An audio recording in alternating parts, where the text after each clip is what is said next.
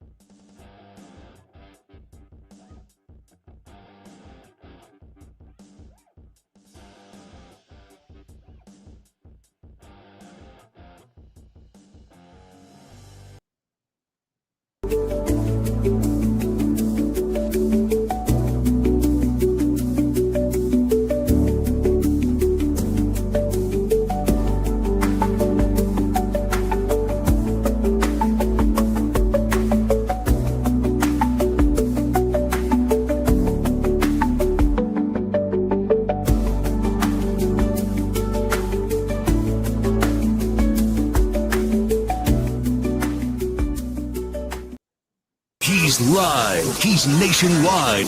This is the Zach Gelb Show.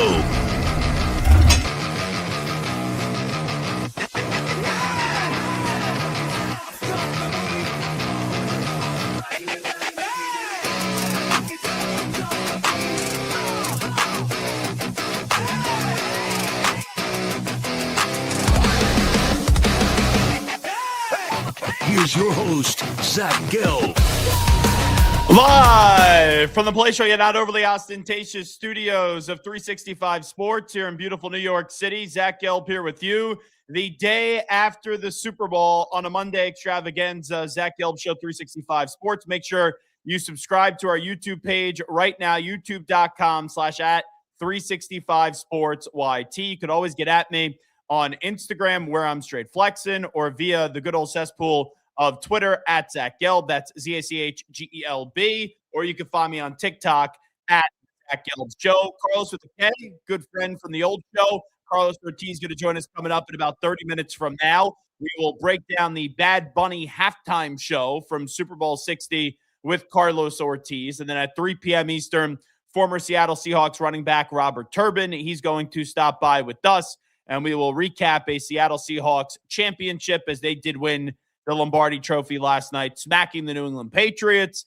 I touched down in New York from Santa Clara this morning, and it was actually flew into Newark, New Jersey, and I got in at about 8 a.m. Eastern time, and somehow, even though it was only 12 miles from the airport to my apartment in New York City, it took me about 3 hours and 15 minutes to get home. So only a 4.5, 5-hour flight from San Francisco to Newark, but somehow to get to Newark to New York City, which is only 12 miles, it took 3 hours and 15 minutes. I will get to the dysfunction that was the traveling situation once I did get the boots on the ground in New Jersey.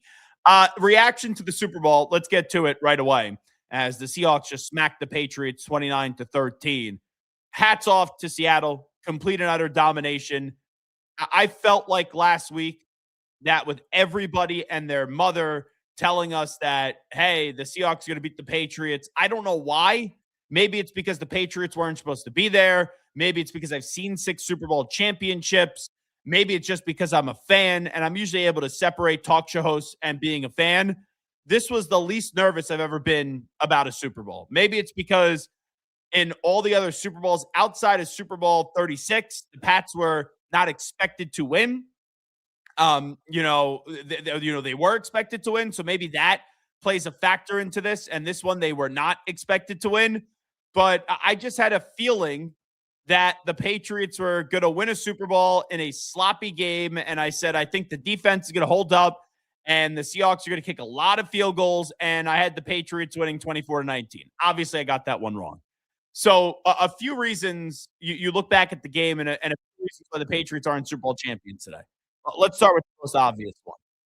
The offensive line stunk. And I know Will Campbell came back late in the season, the last 2 weeks of the season from an MCL injury. Jared Wilson is a young player. You have two rookies starting in the left tackle, left guard spot. And this Seattle front four, we've said it all year long, is just an unbelievable force in the trenches. And it wasn't just them. They did a great job overloading that left side of the line for the Pats. They did a great job disguising blitzes. Seattle and Mike McDonald, who it's kind of crazy. He becomes the first head coach to call plays that results in them winning a Super Bowl. That's never been done before. We've seen 60 Super Bowls, and how the league used to be so defensive-minded, now it's offensive-minded. It is crazy that there's never been a coach in the history of the NFL that was calling the plays as their team won the Super Bowl. But that defense was a story from the game. That defense dominated that left side of the Patriots line. And Drake May, who I gather wasn't 100%. I know what he said after the game. I'm not using that as an excuse. There are some times in the game, rare instances, Matt Collins over the middle, Matt Collins down, I believe it was the left sideline into the end zone for a touchdown, where you saw Drake May have some zip and Drake May really throw the football effectively. But it was too little too late by the time he started to do that. And you had a quarterback in the postseason in Drake May who did not play well up against the Chargers, did not play great up against the Texans, obviously was almost a non-factor up against the Broncos to the end of the game. And Drake May had a really damn good regular season. You could argue, and I still think it's fair to argue because all these idiots today that go, oh, well, Drake May showed in the Super Bowl in the playoffs, so he's not the MVP of the league. Hey, dummies. It's not a postseason award. You judge the MVP based off what he did in the regular season. That's the way that it goes. But Drake May in the postseason did not play well. Drake May in the Super Bowl, dare I say it, he was seeing ghosts at time. And I think a big part of this is that in the first two rounds of the playoffs, Drake May had so many turnovers and Drake May got strip sacked so many times. I think he was too much in his head over protecting the football because there were times in the game where, yes, the wide receivers did not have incredible separation, but there were times he needed to get rid of the ball, and it's almost as if he was overcompensating to not turn over the football, where he held on to the ball way too long and then took sacks. So those are the three biggest reasons why the Patriots are not victorious today. Number one, the Seattle defense, give him credit, was as good as advertised.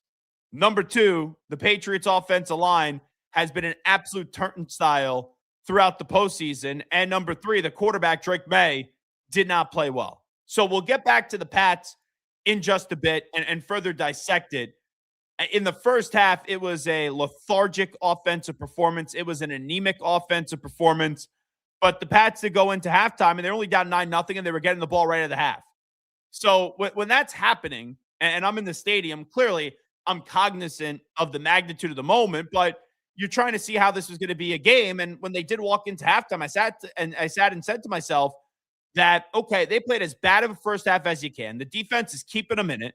Yeah, sure, they were allowing some big plays, but the Patriots defense is playing really well. Christian Gonzalez was a stud. Christian Barmore was a stud. Woodson, I believe the corner was a stud.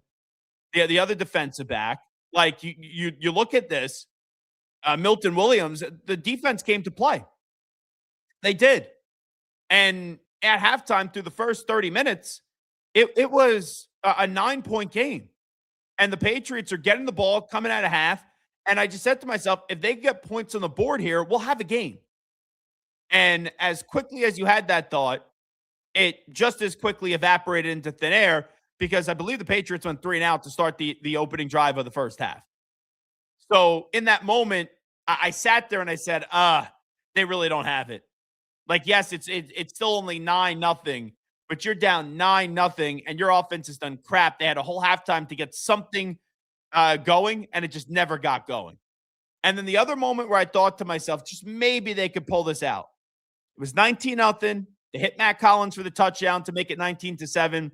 Then the Patriots get the ball back with like 8 or 9 minutes left. It's 19-7. The Patriots have done crap all night. It's been an embarrassing performance, and they're starting to move the ball. And I'm thinking to myself, if they get a touchdown here and they make it 19-14, and there would have been maybe 6 or 7 or 8 minutes to go, depending on when they scored, not that they would have ended up winning the game, because they still would have to make the stop, which they could have, but then they would have to go put the ball in the end zone again. Not so confident about that. But if the Pats would have scored a touchdown there instead of Drake May just having a terribly thrown football, I mean a terribly thrown football that got intercepted, if they score a touchdown on that drive, it's 19-14. They're one stop and a score away from winning the Super Bowl. So you never really felt during the game that the Patriots were going to win it. But the two instances where I knew that this team was screwed, 9-0 coming out of halftime, where they did nothing on that first drive. And then when it's 19-7 and the pendulum has not swung, but it's starting to move a little bit, like, okay, you want to tell me there's a chance, go score a touchdown. And I think Drake May, if memory serves me right, runs for a first down. And then right after that, he throws an interception. That was the game. The fat lady who was already warming up the pipes, she really started to belt out some notes once Drake May threw that interception at 19-7. So the Pats, it was a very good season for them. A very good season. It was unexpected that the Patriots were to get to the Super Bowl before the season did begin. And I know people are going to sit here today, oh, Drake May's a fraud. Oh, Mike Vrabel can't win the big game. Oh, the Patriots took advantage of the regular season schedule, the easy peasy regular season schedule. They got to the Super Bowl, folks. Like, if you would have told me before the season started the Patriots got to the Super Bowl, I would not have cared how they got there. They got there. And they were ahead of the plan. Like, this offensive line has massive issues. The Patriots, they don't have a true bona fide number one star playmaker at the wide receiver position. And they took it to the Super Bowl. And you could say, oh, well, the Chargers playing without 2 offensive linemen. You could say, oh, the Texans, C.J. Stroud was anemic. You could say, oh, Bo Nix got hurt. I don't want to hear the excuses. All right? I don't. They got to the Super Bowl. So all you Jets fans and Bills fans today and these fans that just celebrate and their Super Bowl is seeing the Patriots lose, what did it say about your team that you couldn't get there? The Patriots were there. The Patriots have problems. The Patriots aren't a perfect product, but when you get there, whether you're expected to get there or not, you better win, because you never know if you're ever going to get back. And yes, I could sit here today and say this was a very good season for the Patriots. It was. And then I could also say, but it was a bitter ending. It was a horrible ending. It was an embarrassing ending. The play calling was terrible last night. The blocking was terrible last night. And the quarterback, who I believe is going to be a very good quarterback in this league, right? Just finished second in the MVP, just got to the Super Bowl in his second season, only 23 years old. But last night, he stunk. He stunk. And I don't care about the stat padding in the fourth quarter. It was too little, too late. He stunk in the game last night. So, yes, the Patriots had a very good season. Very good season. Better than what anything I could have asked for or imagined. But losing in the Super Bowl sucks. Absolutely sucks. And it's not just losing. It's getting embarrassed, and it's not even having a pulse in the game. Because that game could have been winnable. It's not like Sam Darnold lit the field up on fire. It's not as if that Seahawks offense, I get it, Kenneth Walker had a very good game up against a very good Patriots run defense, but it's not as if that offense was spectacular for the Seahawks either in the first half. The Patriots defense kept them in the game for only so long, but when the offense gives you nothing, you're just not going to win in this league. Like, yeah, they were able to survive against the Chargers. They were able to survive against Texas. They were able to survive against the Broncos, but the Seahawks were a different animal. The Seahawks were a different juggernaut. And ultimately, Their lack of success for the last 4 or 5 weeks on offense did them in. It's why they're not world champions today. Now, as for the Seattle side, it's a remarkable story. There are so many different layers that you could unpack. I know we did not have a great game, but it doesn't matter how you win, just as long as you win. The Sam Darnold story, it's simply unbelievable. And I think there's a few takeaways. Number one, just because if you fail early on in your career, it doesn't mean you can't have redemption. And number two, if you build the right team, yes, I understand we'd rather have a Brady, a Mahomes, a Manning, an Elway, a Rodgers, a Favre, right? Like you want to have those all-time great QBs. Everyone would rather have them. But if you build the right team and you build a defense that is dominant and an offense that is just good enough, and I know JSN did nothing in the game last night because Gonzo was all over him, but JSN, Jackson Smith-Njigba, he is a offensive player of the year, one of the best wide receivers, one of the best offensive players in football. And you have a good run game.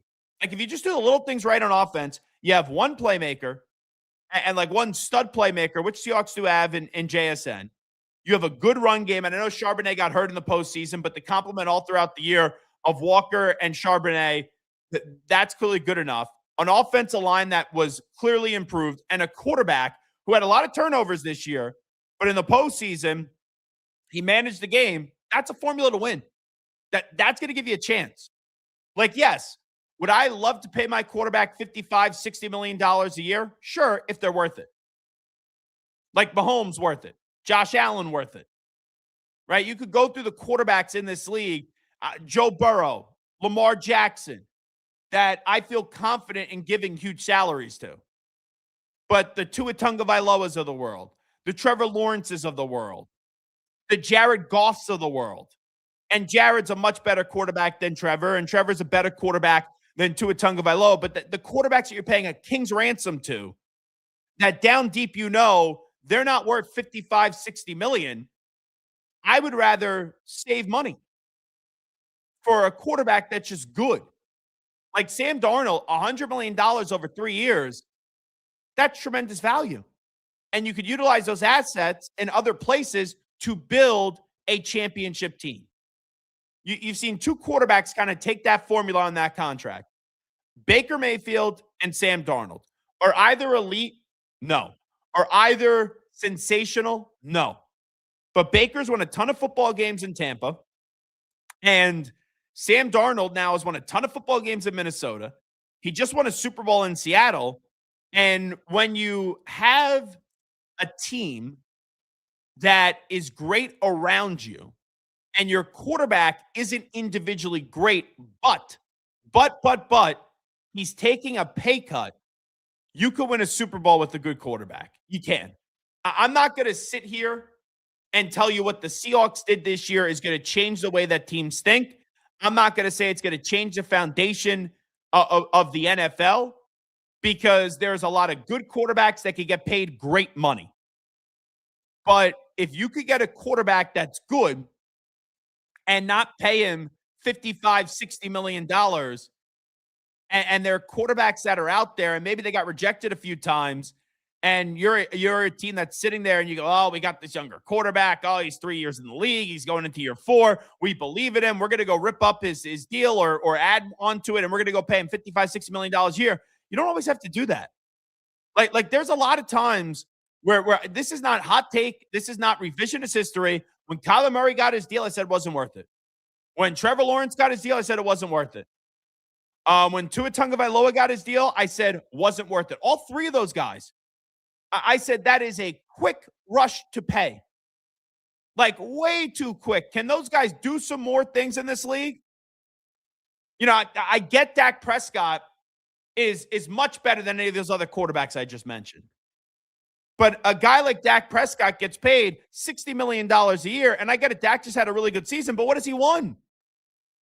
So, like, I looked at it, if there's alternatives, and there's not always alternatives out there, but if you could get Baker on a $100 million deal for 3 years, if you could get Sam Darnold on a $100 million deal for 3 years, I'd rather have those two guys than what the Dolphins are paying Tua, what the Jaguars are paying Trevor Lawrence, what the Lions are paying Jared Goff, and what the Cowboys are even paying Dak Prescott. And Dak is a tremendous quarterback because it allows you to build the rest of your team.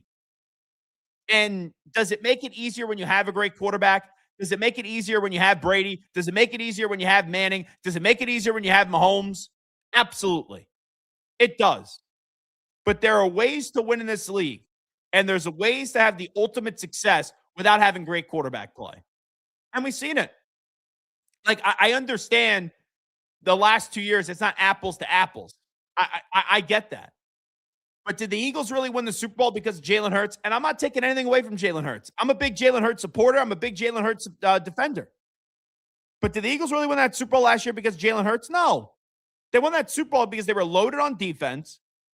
They won that Super Bowl because on offense, they had a great line and they had a bevy of weapons where they could beat you in so many different ways. You look at this year. Did the Seahawks win the Super Bowl because of Sam Darnold? No. Now, they may have won the NFC Championship game because of Sam Darnold, but did they, and that helps you win a Super Bowl, but did they win the physical Super Bowl last night because of Sam Darnold? No. Sam is the story that stands out the most about the game because it's the redemption story.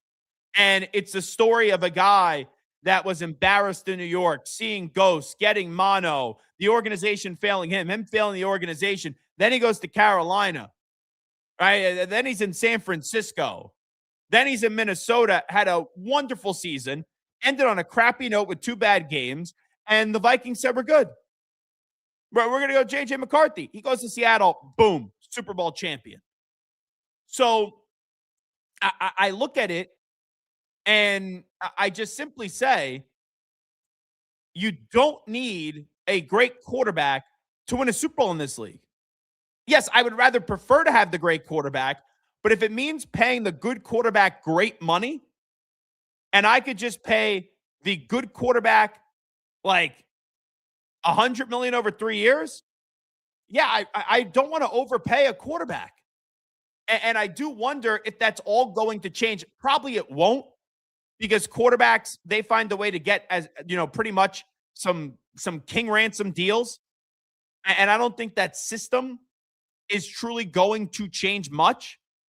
But if a team has a decision where they could get someone of the caliber of a Sam Darnold, someone of a caliber of Baker Mayfield, like let's just say the Vikings, for example. I know that's an interesting topic because of the whole J.J. McCarthy, Sam Darnold thing. But let's say that Sam Darnold, or not even Sam Darnold, let's say that Dak Prescott was their quarterback. But let's just say Dak Prescott was their quarterback, and they weren't winning, and Dak, who's a good quarterback, is up for a new contract, and the Vikings have to pay him $60 million, but they're going to have to get rid of X, Y, and Z to afford to pay him. Or you could go pay and have a better roster with Sam Darnold at what, $35 million or whatever it is, $30 million? I would rather do that. I would much rather do that. Like, sure, there is a line in this league of great quarterbacks to very good to good. And it's not easy to say goodbye to a good or a very good quarterback. For example, there are a handful of quarterbacks that are worth the salaries that they're paying. Mahomes, Allen. I know he hasn't won a Super Bowl yet. Lamar Jackson. I would say Joe Burrow. Like, those are 4 quarterbacks. Those are viewed as the elite quarterbacks. And you have Matthew Stafford, but he's older, so it's different. So there's like 4 or 5 quarterbacks that you go, okay, I would feel good paying $60 million. But if you have a good quarterback that's in that $55 to $60 million range, or an unproven quarterback that you got to pay, and you could go get a Baker, or you could go get a Sam Darnold for $33, $34 million a year, it's a no-brainer. Because you could also make the rest of your team better. And that's what the Seahawks did. The Seahawks said goodbye to Geno Smith. They got Sam Darnold. You look at the team that they built and the amount of names on this team, that's a way to win. And they just proved it. And you kind of even saw the Eagles prove it as well. I know eventually, Jalen Hurts got that big contract, but that's an Eagles team that they don't win just because of Jalen Hurts. Like, you look at the Chiefs, you think of Mahomes first. You look at the Patriots when they had Brady, you think of Brady first. The Bills, you think of Josh Allen first. The Ravens, you think of Lamar Jackson first. I think of the Eagles, go defense, you go Saquon. When I get the Seahawks last night, who's the first player you think of? Like, maybe Leonard Williams. Or if the offense side of the ball, JSN. So that's something last night that is just interesting. The last 2 years, we haven't had elite quarterbacks win the Super Bowl. Also, Mike McDonald. Hats off to him, too. This is a guy, young defensive-minded coach, gets the opportunity, and is replacing a legend. He's replacing a legend in Pete Carroll.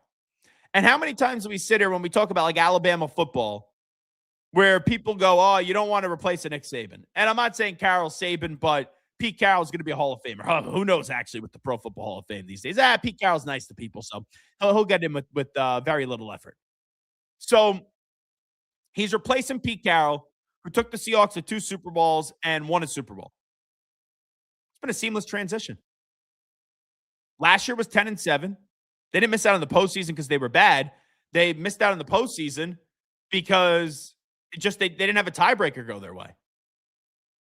And then this year, last week of the season, they clinched the number 1 overall seed. They have a bye. They come out in the second round. They kick ass. They just absolutely emasculated the 49ers. And then they go toe-to-toe with the 2 best teams in football for the majority of the season with the Seahawks and the Rams, and they prevail. And they go to the Super Bowl, and it's not easy when you're the team that the pressure's on and everyone's saying you're going to win. And being out in San Francisco, it felt like 99% of the people are picking Seattle. Those are high expectations now. And you sometimes see teams fold under pressure. And was it the cleanest offense again that we saw from Seattle? Absolutely not. But it was good enough to win. And in this league, let's be abundantly clear about something. There's no style points. I don't care if you're the most dominant team of all time. Each and every individual season is different. And in this season, the Seahawks, they were the best team, and the Seahawks were good enough to win it all. And that's all that matters. But their coach and Mike McDonald would have to hire young, innovative offensive-minded coaches. That's defensive-minded coach, Harbaugh roots, Michigan roots, Ravens roots, and in his second year at a young age, calling the plays, defensive-minded head coach. How many times has a defensive-minded head coach call the plays and has no connection with this offense, no connection with this quarterback, and that's what ultimately does him in? Robert Saleh, right? Like other coaches, so even goes on the offense side of the ball, where they alienate the other side of the ball. But this dude is a true leader of men. And last night, first 2 years, 10-7, then second year, they are Super Bowl champions. To do that in the shadow of Pete Carroll, it is damn impressive. Damn impressive. So if you look back at that game last night, it's not going to be a rememberable Super Bowl. It's not going to be something that's going to be very memorable. Like, if you're a Seahawks fan, obviously, the game was sloppy in the first half. The offenses were not high-powered. But ultimately, the Patriots had no answer, whether it was Josh McDaniels, whether it was the offensive line, whether it was Drake May. They had no answers whatsoever for that Seahawks defense. And will that Seahawks defense go down in the annals of great defenses in the history of the NFL? I'm going to immediately say in the moment, no. It's not because they're not deserving. But usually, like, these defenses have nicknames. The Steel Curtain, the Purple People Eaters, the Legion of Boom, right? Or like an identity. The Ravens, they always have an identity for a tough-nosed defense. Like, there's certain defense, the 85 Bears. Like, there's just certain defenses that there's just certain ways that they're referenced. This Seahawks defense, I think, like, nationally, the way they've been talked about for most of the year was, oh, yeah, the front four is incredible. Oh, the front four is unbelievable. But this year in football, it felt like it was an open year for most of the season. And anytime you latched on to a team that they disappointed you. So maybe that's why when we're talking 10 years from now, there will be other defenses that are more memorable. But what this Seahawks defense did with this coach at this young of an age, it is truly remarkable, and they are truly special, and they're truly super. And that's why they're sitting here today as Super Bowl champions. That's why they're world champions. And folks, I understand all we do is obsess with quarterback play. It is still not a difficult formula to win in this league. You win the battle in the trenches. You play physical, intimidating defense, and you got to be able to run the ball this time of the year. And you look at it last night, Seahawks with a turnover battle. Their defense suffocated and smothered this Patriots offense. Kenneth Walker at 135 yards on the ground, won the Super Bowl MVP. And that's, they had 6 sacks in the game. And when you do those things in the history of the NFL, that is what is conducive to winning. Sure, it's awesome when your quarterback throws for 450 yards and tosses 4 touchdown passes. Everyone would like to have that.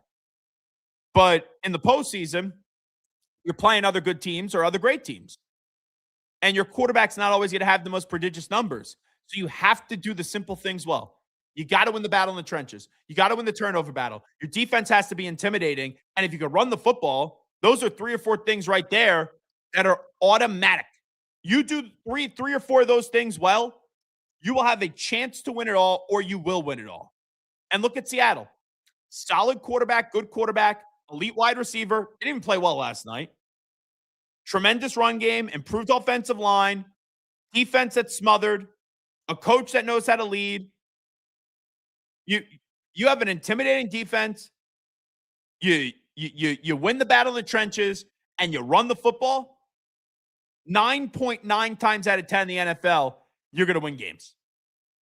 I know we sit here with all these next-gen stats, and we sit here and we try to complicate it, and every Tom, Dick, and Harry doing this, they try to make it as if they reinvented football, and they know football better than you, and they get all cutesy, and they get all fancy.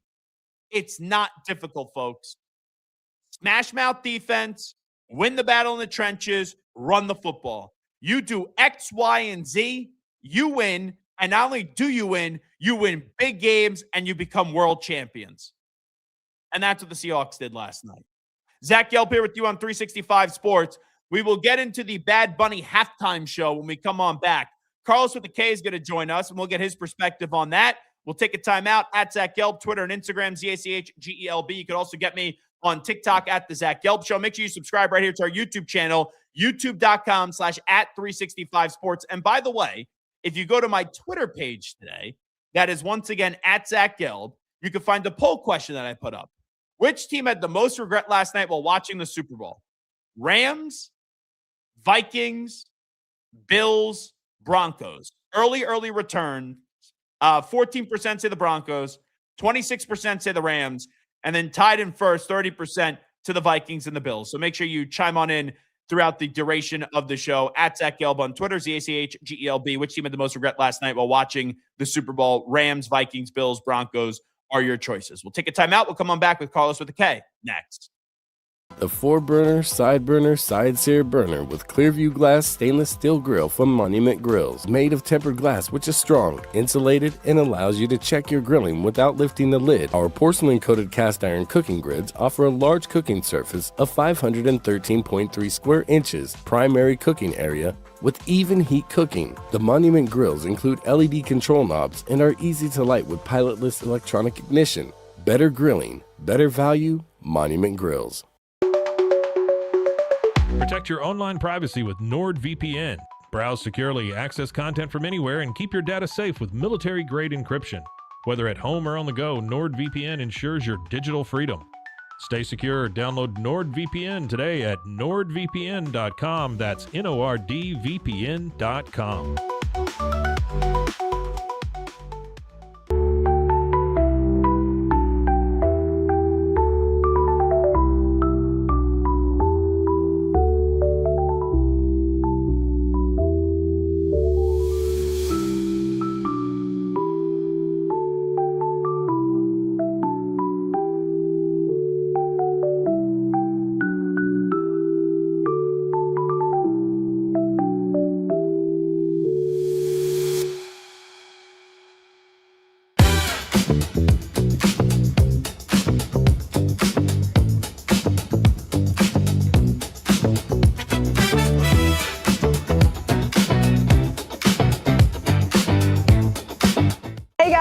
I'm Abby Dommett, 2023 CrossFit Games athlete, and I use Airwave because it helps me breathe easier and stay more relaxed during my workouts. 1, 2, 3, 4. Very discreet.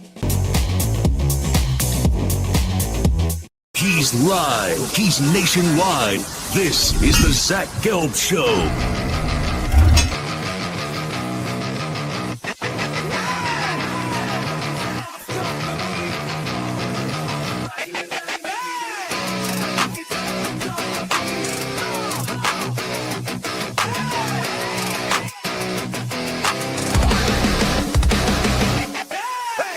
Here's your host, Zach Gelb. Alrighty, welcome back in. It is the Zach Gelb Show right here on 365 Sports. There he is, shaking that fanny. Carlos Ortiz with us as we'll get his reaction to the Bad Bunny halftime show in just a bit, because sometimes things do hit people differently, and I like to get different perspectives because I know Carlos knows many different languages, and I would be lying to you if I understood everything Bad Bunny was saying. I think I understood un poquito last night. Carlos, how are you? I'm doing well, Gelby. Thank you for having me, man. So before we get to Bad Bunny, just real quickly, when you look back at the game last night, what is Carlos with the K's takeaway from Super Bowl 60? I thought it was an ugly game. If someone was looking for a high-scoring affair, if you were looking for back-and-forth offense, and clearly this game wasn't for you, it was almost a throwback in terms of the first half being, defensive battle. But I appreciate it for what it was. And sorry for you being a Pats fan. I'm sure that must have sucked. But I thought it was a successful season for the Patriots. At the end of the day, I'm very pleased with the result. This was probably the best team in the NFL with all of its flaws. They did enough to get here. They did enough to win. And congratulations to the Seattle Seahawks. I thought all in all, it's a game that won't be remembered. It probably get lost in the shuffle when you talk about great Super Bowls. But I thought it was, at the end of the day, it was just fine for what it was. And, I think what needed to happen was Sam Darnold and the Seahawks kind of exercising some of those demons. So good for everybody involved. It's funny when you talk about how this won't really be remembered, because, and who knows how it ages. Like, if the Seahawks go win 2 out of the next 5 Super Bowls, people will look back and be like, oh, that was the start of a dynasty. But I was at the last Super Bowl to be played at Levi Stadium, and that was a Super Bowl that was sloppy. It's not like the Broncos offense played great in that game. It's remembered for Cam not jumping on that football, but the Panthers, decisions. like they didn't play well in that game. And that's another Super Bowl where, okay, like, I appreciated the Broncos defense, just like I appreciate the Seahawks defense.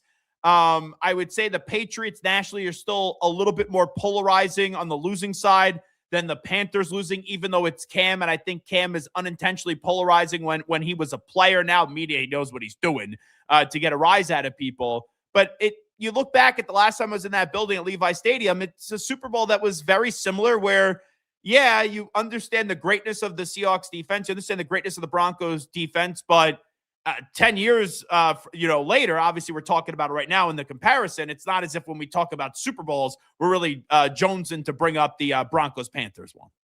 Yeah, no, for sure. And you make a lot of parallels that make a lot of sense. I mean, how often does anybody talk about that Broncos-Panthers Super Bowl outside of the business decision that Cam Newton made in terms of not jumping onto that ball? But you're right.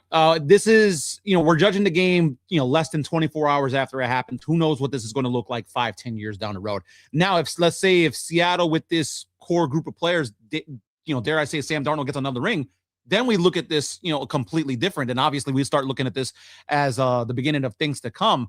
I think it's a little too early to start, thinking about dynasties and whatnot. Yeah. If anything, this Super Bowl is a perfect microcosm of what the NFL is right now, especially in the AFC side of things, where it's parity really is king.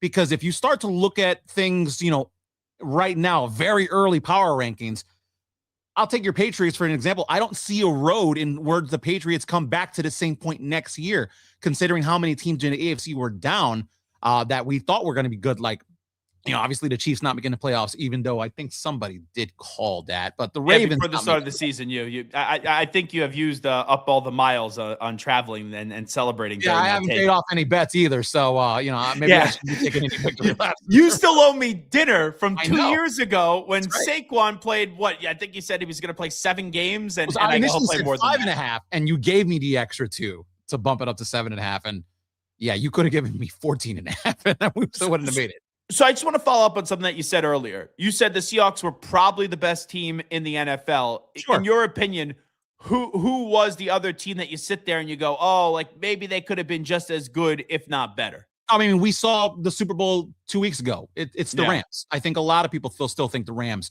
are a better team than Seattle. It remains to be seen what's going to happen with Matthew Stafford. Obviously, he's going to come back for another year, but I say obviously, I don't really know who's. No, he's coming back for another year. The only way he's not is if his wife says you're not playing football again, which I don't. Sure, think and if his girls beg him enough, they're like, "Hey, Daddy, we want to see you." Maybe that tugs at his heartstrings. But it's very possible we just get one last ride out of Stafford. Can you imagine him being here for another 2-3 years even? So the Rams are going to have to answer some questions long-term in terms of their quarterback position sooner rather than later. But they're the team with Seattle that I say, they were 1 and 2 in the NFL. And obviously. Yeah, I would say that's the team today that probably feels the most crummy, but you played them 3 times, the Seahawks. You lost to them twice, and you had a chance to go beat them, and you didn't get the job done. I asked this poll question today, and I'm curious what your ranking is 1, 2, 3, and 4.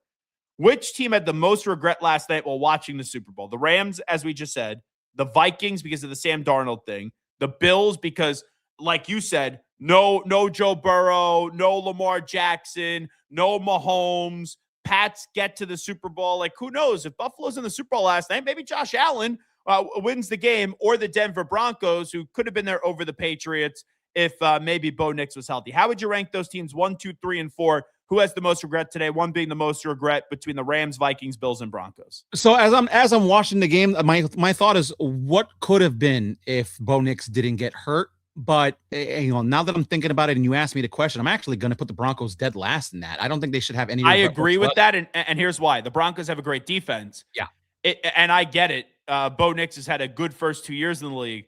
But do I think that Bo Nix is winning that Super Bowl last night, even if they get there? I think maybe they would have had a better showing than what the Patriots did because they got Garrett Bowles at the left tackle spot. They have a better offensive line, but I still think Seattle would have won that Super Bowl. Yeah, I think Seattle would have beaten anybody coming out of the AFC. So I don't know if there's necessarily regret that Denver should have. It's just more of like, oh, man, shoot, we could have been there. But we could have been there and had earned the right to lose to Seattle, or just like the Patriots did. I think the team with the biggest regret is going to be Buffalo. Because I just mentioned the parity specifically in the AFC. You went through the list of quarterbacks that did not make them to the playoffs or didn't get far into the playoffs. Josh Allen has to be kicking himself. Not only do the Bills lose in I don't want to say spectacular fashion, but like in a wide open AFC, they lose where he avoids most of his rivals. And then your coach gets fired. And I like Joe Brady. I thought he could have had head coaching opportunities elsewhere.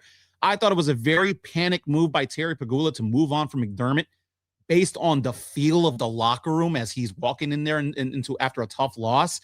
Buffalo should have the biggest regret out of the 4 teams that you mentioned because this definitely was a missed opportunity. Now, like the Broncos and the Patriots of yesterday, I don't know if they have enough to beat the Seahawks, but I certainly believe they felt like they would have given them a bigger fight than what the Patriots did last night. This is a complete missed opportunity for Buffalo, and they're going to be this loss, not maybe as much as 13 seconds, but this loss should be a top 3 loss. It's going to haunt them for a long time.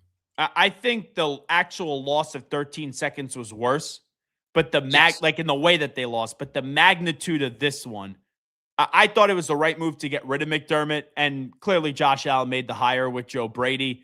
Promote from within his guy. McDermott and Allen didn't always see eye to eye, but this was the one, knowing the situation and who was there and the road that was there. I think this one stings the most because it's another blow that you take and you start to say to yourself, well, if we couldn't win it this year, maybe we're never going to win it. This one felt different than all the other ones, even including 13 seconds. At 13 seconds, I was like, oh my God, I can't believe they did that. It's horrible. But this one felt as if it impacted the locker room, a little bit more. Now, getting to the halftime show, because I will say this. I don't think this is a crazy statement to make. I'm not going to say it's the most memorable part of the Super Bowl because that's tough to say. But it may be the most talked about thing from the Super Bowl was the Bad Bunny halftime show. Whether you were protesting it or not, which is like ridiculous. Whether you understood anything of it or not, which is like, I understand that. But I'm always like, I have been to a ton of these Super Bowls. I think I've been to 8 or 9 games. And I've always said this. I don't judge the halftime show just in the stadium.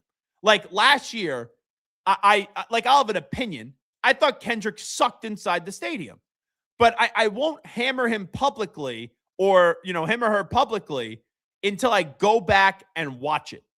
Because I understand the halftime show is not made for the people in the building. It's not. The halftime show is made for the people watching on television. And also, this is what someone at the NFL told me this week, and they're 100% right. The halftime show is not really made for football fans. No. The halftime show is used as a platform to drive more people to the game that usually would not watch it. Like Carlos with the K. You could put, Bugs Bunny doing the Super Bowl halftime show, and you're watching the halftime show because you're watching the Super Bowl because you're a football they already fan. have me. You could put whoever, a person I've never heard of doing the halftime show. I may say it sucks, but I'm watching it because I'm watching football.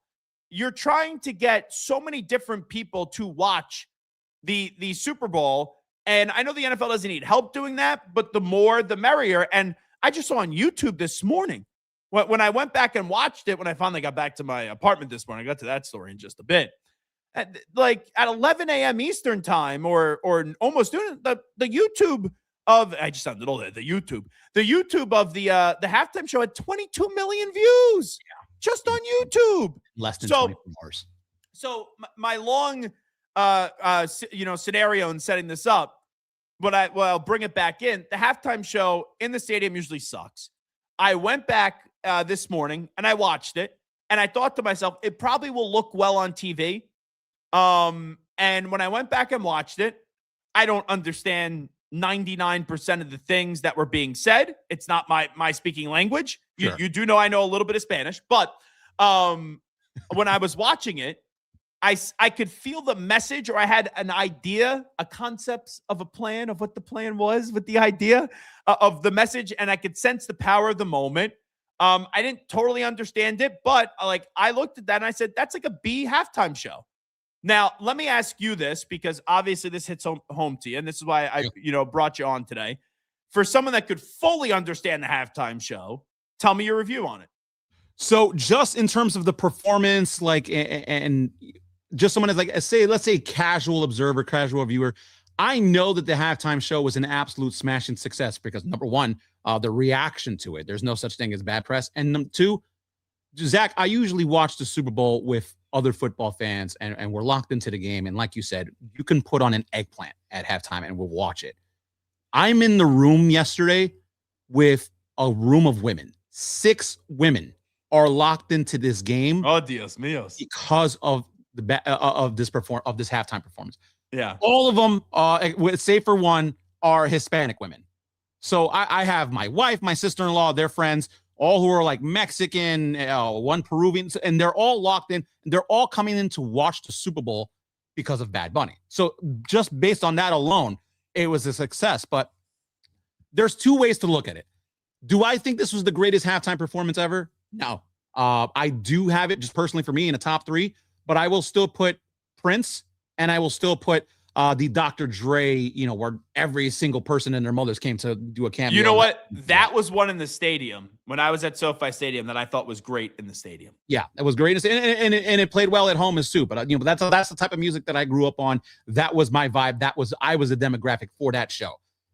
That being said, the symbolism and the representation that Bad Bunny was able to put out there definitely hits home. There are a lot of powerful hidden message and some subtle and some really in your that I truly appreciate. I think the big one for me, and I think a lot of people at the end saw it, where the number of flags that came out. Yeah. God bless America. And then the very next countries that he starts mentioning are Paraguay, Uruguay, Chile. And some people are like, what the hell? How are you going to go God bless America and then start naming other countries? Because it's America, South America, Central America. The Americas is this entire side of the planet. And that's something that I appreciated because I really believe that there are a lot of, people that live in the United States that view America as just the United States, where it's or not even North America. People forget about Canada and Mexico, even though they are our neighbors. Our neighbors to our south are part of the America. So I thought that was a powerful message. And then there were some messages that were specific to Puerto Rico that hit home as well. I mean, the very opening sequence where you see Bad Bunny walking through the fields, it's not grass that he's walking through. He's walking through sugarcane fields, where sugarcane was the biggest exploitation of Puerto Rico in the 1800s, early 1900s. That was their main export was sugar. So a lot of companies came and colonized Puerto Rico to, take advantage of that, to mine sugar, to mine minerals, which is why you saw jewelry stands. So there were a lot of things I think went over people's head, and that I just personally appreciated. I can go through every single Easter egg with you. But I felt like in terms of what he was trying to relay was his overarching message of unity, respect, and tolerance. I felt that he hit a home run, 10 out of 10 for me. I thought having Ricky Martin there was cool. Like the song selection too. How about that? I mean, not to step on your toes there. You hear Ricky Martin and you're thinking, okay, he's going to do Living La Vida Loca because in the 90s, he's the biggest crossover Latin artist. Him and Enrique Iglesias. Ricky Martin sings a song titled "What Happened to Hawaii." Now, what's the significance about that? Well, Hawaii is obviously it's a state of the U.S., but Hawaii is a tropical island just like Puerto Rico. Puerto Rico is in that no man's land where they are still a U.S. territory. They're not a state. They're not an independent country. What happened to Hawaii is a rallying cry to Puerto Ricans who want independence from the U.S. Like, don't lose your sense of self. There is a huge segment of Puerto Ricans that favor statehood because they want to get out of that, that no man's land, because Puerto Rico right now has no representation. Puerto Ricans cannot vote in elections, although we're still subject to taxes. We're still subject to, the American laws and things of that nature. Basically, I don't want to say this. I want to say this kind of tongue in cheek. There's all of the cons and very few of the pros that Puerto Ricans have being a protectorate and a territory of the United States. So there are a growing number of people that want statehood because they want finally be the first 50. They want to be the 51st state. Let's get some of these rights. Let Puerto Rico's voice be heard. And there's a large number that says, no, if we become a state, we're going to lose who we are as a people. And you see that also in the performance that the signs of gentrification. I don't know if you noticed there was a small shot where he's transitioning. He takes a shot from a lady that out of a window. Her name is Toñita, and she is a club owner of the Caribbean Social Space, which is like maybe 15 minutes from my house in a well-gentrified area of Williamsburg, Brooklyn. It's significant because it's one of the last places that Puerto Ricans and Latinos as a whole can go to as a social space. Like that's their gathering area. That's their club. She has owned that building for about 50, 60 years. And has continuously been trying to get bought out by developers because she's on prime real estate, has refused to close her doors, has refused to change her business model. So there are things like that. I just thought it was very powerful. And I truly appreciate what Bad Bunny was trying to bring to a global stage. I mean, all in all, it was a great performance. I can't speak highly enough. Again, still not Dr. Dre and Prince level, but pretty damn good. The other thing, and I don't know if it's not crazy if they do songs together or anything like that, but I'm just curious what your interpretation was, or maybe it's just, hey, get another big star on there and just make it such a star show. What about Lady Gaga? I thought it was all right. Listen, I thought she was great. I thought she it was a powerful rendition of the song that she was Die With a Smile, that Bruno Mars song that she does with him. How much does a slap with a salsa beat? So I thought that was pretty well. I don't think that was really more of a decision outside of Bad Bunny's just a fan of Lady Gaga, and Lady Gaga's a fan of Bad Bunny. They have openly kind of like fanboyed over each other for the last couple of years. So I really feel like that was kind of a moment for them, not any statement of anything else. I thought it kind of took away from the performance a little bit because her tempo obviously doesn't match with Bad Bunny's, but I thought it was totally fine for, what they wanted to do was have a moment together to show their appreciation, because he does have a great admiration for Lady Gaga.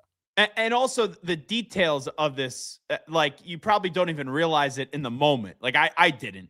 But when I went back and watched it, I did. Like Alex Earl, who's major, it was in there dancing. Was Ronald Acuna Jr.? I believe he would have been there dancing. Like the amount of people that they had. I think it was last year. I know there's history there. You had Serena Williams in there for the whole Kendrick Drake bleep show. Where she's crip walking in on stage there. Yeah. Yeah, but to have Ronald Acuna, I wasn't expecting that on my my bingo card. A lot of blink and you miss it cameos. While this was a moment for Puerto Rico to celebrate, this was a moment for all of Latin America to celebrate as well, because like I said, blink and you miss it cameos. Pedro Pascal might be one of the biggest stars in Hollywood right now, or at least one of the hottest. He's there dancing in the casita. Karol G, who is that next Latin crossover star. She's dancing. Cardi B is dancing there. Jessica Alba. People were like, wait. Aged. Cardi B, she was there last night? Not only was Cardi B there, it was obviously, dating, Stephon Diggs. Well, I don't know if they're still dating. I'm seeing some stuff online that they may have broke up like during the halftime of the Super Bowl. It's very possible. I mean, she was dancing during the halftime show, Cardi B? Cardi B was right next to Karol G. So if you look to the dirt sheets, that's a little bit of an interesting thing, because Cardi B was like in support of another Latin female artist named Yalin Mas Viral, who basically has beef with Karol G. So the fact that they were dancing next to each other, it had some people talking about it. But no, there was a lot of people out there. It was a lot of, again, it was a Puerto Rico celebration, but it was, again, a celebration of really all the contributions of Latin American stars are out there. So I thought Let me tell you. This is why I brought you on. I think you have the most comprehensive breakdown of, like, if there's an all 22 version of the halftime show, you would be the Dan Orlovsky like analyst who would just nail every part of it. Here's that's the way that I would say it. One last thing that I'll ask you, or actually just tell you. Sure. Well, actually, two things. Can I confirm or deny that you were one of those walking bushes that I saw come out onto the field last night, the plants? You know what? Unfortunately, as part of my NDA, I'm not allowed to disclose if I was one of the walking sugar canes, but I can tell you that you did not see me and the sugar cane in the same room. Oh, okay. Yeah, I was cracking up at halftime just seeing the stage get set. And I'm like, what are these plants that are walking and like, what are they going to do? And I thought they would be like dancing and moving, and they just stood still, and they were people. Like I go, I'm recording this. This thing is going to go wild on social media. Now I got to tell you my travel story. So last night, my flight takes off at like about midnight Pacific. I touched down in New York at 8 p.m. Eastern. It should be 8 a.m. Eastern. 8 a.m. Eastern. So would be 5 a.m. Pacific.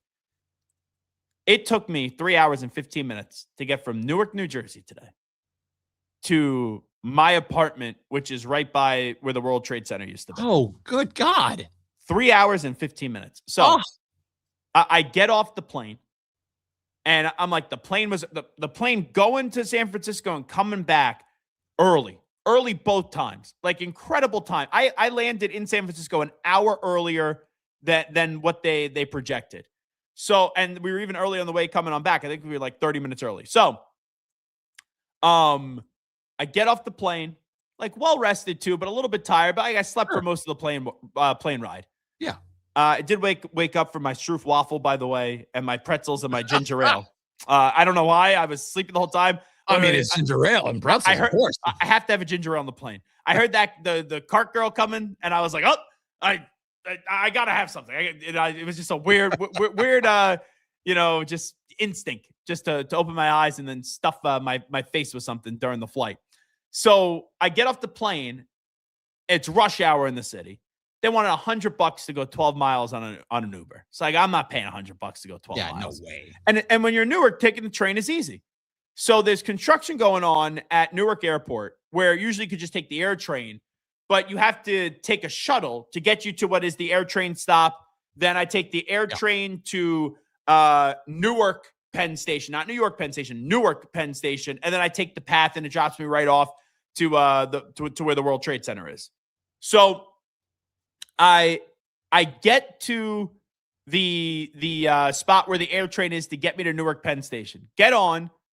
Of course, they charge you the $12.50. Of course. And I pay the ticket happily, right? I sit down. 3 minutes later, we have some delays. Just hold with this momentarily. Oh, no. 3 minutes turns into 20 minutes. Then 20 minutes turns into 25 minutes. And I'm coming off the plane like I don't have a winter jacket. I'm wearing like slippers. I have like my starter jacket from the game. So I'm not like dying to go outside. Yeah. Then 45, 50 minutes go by. They go, folks, like the guys running the intercom are making jokes. They're like, folks, we may be here for a lot longer. There's a track malfunction. They had a broken track. I don't know how that happens, but the track was broken. So after sitting there for 80 minutes or so, they go, it's probably best to leave this train because this train's not going to move anytime soon. They go, you could sit here, but if you're in a rush, I would leave. I leave the train. You probably had 400 people, then had to walk out of that train, then get back on the shuttle to go back to the airport. Oh, my. And it's like there was a guy with a cane and like he was trying to get on the bus and someone like everyone's trying to get on the bus. So someone shoved him. Like it was a mess. So then get back to the airport. I call a Lyft. Only $65. So like, all right, I'll bite the bullet there. Yeah, like great bargain, right? Compared to the 100. So I do the $65 Lyft. And then takes an hour because the traffic is still there to get back to my. It took, I kid you not, 3 hours and 15 minutes from landing, just landing. My team lost the goddamn Super Bowl. That's the worst part. They lost the Super Bowl. I land early in Newark. I just want to go home, get some beauty sleep, obviously, so I can be good for the show. And from landing to getting to my apartment because of the incompetence of those pigs at the New Jersey Transit, where I will be getting my $12.50 back, gosh darn it, because I had to pay $65 freaking dollars for a Lyft. Like, if you don't give me a refund, I am saying you're fraud to my credit card company because you are a bunch of frauds. And Frank the Tank would agree with me. It took me 3 hours and 15 minutes from landing in Newark to getting 12 miles to my apartment in New York City because of the incompetence of the New Jersey Transit. And I could have almost flown back during that time to San Francisco for crying out loud to go 12 effing miles. Yeah. You know what? What a fucking joke. Oh, that's brutal. Oh, I'm so sorry to hear that, man. I'm glad that you're back safely. And go after the transit authorities. It's not like they need any more money. Crooks with congestion pricing and all that stuff. So, screw them. All righty. Carlos with the K. Great to catch up with you. When are we doing dinner? When are you paying up on your bet? Listen, I'm not doing anything Friday. I mean, it's up to you, superstar, your schedule. I can't chase you. Oh, you know what? Friday I'm available. Then you know what? In blood. Sign it in on Friday. We're doing it. Okay, what time? You choose. All right, you want to go like 7 o'clock? Done. I can even go 6 or 6:30 if you want. 7 sounds good. All right, so where are we going? For me to get a car. You know what? There's a place in the Lower East Side that I wanted to try out. I promised you an authentic Puerto Rican meal. That's where we're going to go. I know the name of the place. I'll send you the website so you can take a look at it, but I think that'd be a good meeting spot for both of us. I actually had dinner on Saturday night with a former listener of our old network. Oh. A guy. Yeah. Cody in Reading, who's also Cody in California. Okay. He used to call me during the weekend overnights. And that's where we started our relationship, I guess you could say, together. Sure. And he called me up. I'll never forget it. Like late night, we're doing 2 to 6 a.m. Eastern time. And he goes, Zach, I'm chilling like a villain. I'm making some brisket nachos right now. And he started giving me a sports take. And like, come on. Us, being two large fellas, we bond over food. You call and give me a sports take while you're making brisket nachos. It's a memorable phone call. And through the years, he has called me. Through the years, we've stayed in touch. And he goes, I live not that far from San Francisco. I think he lives like 20 minutes from San Francisco. He goes, let's go out for dinner. So I said, I want Chinese food. We went to this Chinese restaurant and we were like together for 2 hours, just, talking about our old network, talking about the show, talking about all the cast of characters that we used to work with, the current spot right here on 365 Sports. And, I had duck with him. I then had some really good chicken fried rice. What else did I have? There was some good beef and like some kind of broth. And then I forget the other. We had one other dish. Oh, we just had like regular spicy chicken. So very good. Glad to hear it. Yeah, no, I've been to San Francisco once, randomly as hell. So I remember the what is it? The wharf that they have over there, the little kind of like downtown by the water area. They have a couple of bars and stuff like that. But I had a Chinese food out there. It's immaculate. It's amazing. Also, one other thing, you'd be proud of me. Okay. Right as I got to the airport, I said to myself, I need to have some depression food. But I also then said, like I'm getting on a plane and big fella, don't want to go into the bathroom in a little plane and have to do number 2. These are life choices you have to make when you're men of our size. So I tweeted out the photo. It was like a pita, like bread with like braised beef or something like that. With like some onions, like a little risky because in the airport, you never know how it's going to go down. And then French fries. Glad to announce that I did not have to go to the bathroom during the flight. That's a win itself. I saw some other Chinese food. I saw some pizza in there. There was like a deli shop. Like the food looked a little questionable. And I go, that looks the least questionable. That's what I'm gonna rock and roll with. Oh, well, good for you. I think you made the right choice there. No natty splatty on the plane. No Ghirardelli Sunday in the underwear. Yeah. Oh, that would have been bad. He is Carlos with the K. Carlos Ortiz joining us on the Zach Gelb Show right here on 365 Sports. Carlos, thank you. Oh, my pleasure, buddy. Thank you. There he is, our Bad Bunny expert, our halftime show expert, Carlos with the K. Yeah, that was the tweet that I put out there. The tweet that I put out there was, let me just pull it up here real quickly, as my phone does not want to cooperate with me right there when I went to go pull it up. I wrote, usually when in the stadium, the halftime shows are rough. They aren't made for those in the stadium. I just watched it on YouTube. Obviously, I had no clue what was being said, but you could sense the message that was delivered and the visual presentation was cool. It's a B grade for me. And I think that's a fair take. Now, I saw Billboard this morning ranked the top halftime shows of all time. So they ranked, it was the top 15 halftime shows of all time. 15, Coldplay, Beyonce, and Bruno Mars. This is good, solid. 14, Janet Jackson and Justin Timberlake. A lot of you remember that for one big reason, or maybe two big reasons. 13 was Katy Perry. I think that's an underrated one. I thought the Katy Perry halftime show was awesome with the Dancing Sharks. 12, Rihanna. Like, I like Rihanna. I thought the Katy Perry halftime show was better. Then 11 was Rihanna. 10 was Paul McCartney. Obviously a classic. How could you go wrong with Paul McCartney? 9 was the Rolling Stones. I don't really remember the Rolling Stones. That was in 2006. I don't remember that halftime show all that well. 8 was Michael Jackson. I don't think anything else needs to be said. 7 was Lady Gaga in 2017. 6 was Madonna in 2012. 5, Bruce Springsteen and the E Street Band. Now, I think that's one of the best ones ever. I really do. I know I'm a Bruce Springsteen fan, a sycophant. But I thought that was a tremendous halftime show. 4 was Beyonce. I love me some Beyonce. 3 was Dr. Dre and Friends. In the stadium, it's rare that in the stadium they're great. That was one in the stadium at SoFi Stadium I thought was great. 2, U2, iconic, memorable.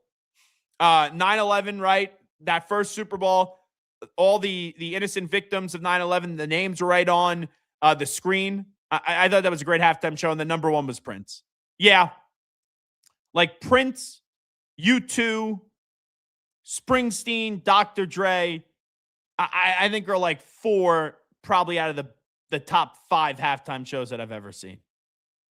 You know, if you want to throw Michael Jackson in there, you probably do that as well. Zach Gelb here with you on 365 Sports. Robert Turbin should join us on the other side as we will get back to the game and talk about the Seahawks just beating the living snot out of the New England Patriots last night. You can always chime on in and subscribe with us, youtube.com/@365 Sports. You can follow me on Twitter and Instagram @ZachGelb, ZachGelb. Also on TikTok @The Zach Gelb Show. And if you go to my Twitter, at Zach Gelb, we do have a poll question for you today. And the poll question is very simply this. I'll give you my answers later on. Which team had the most regret last night while watching the Super Bowl? Rams, Vikings, Bills, and Broncos. The returns right now, 16% Broncos, 25% Rams, 26% Vikings, and 33% with the Buffalo Bills. Zach Gelb, 365 Sports, back in a few. A second? Yeah, come on in. Thanks. I'm having an issue with Ralph. With Ralph? He keeps stealing my lunch. He's just researching new flavors. That is slow smoked turkey. Ralph steals my lunch all the time. You get used to it. He also peed on my bag. He is warming up to you. You know, starting a new job, it's a big change. I want you to think about how you can be more accommodating to Ralph. We're all co-owners here.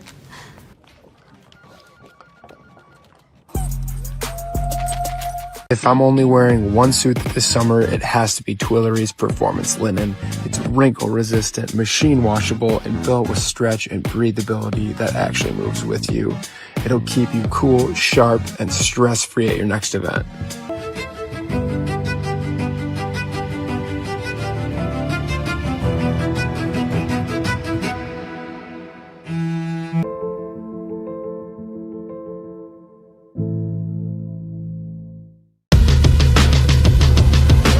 What does being different mean to me?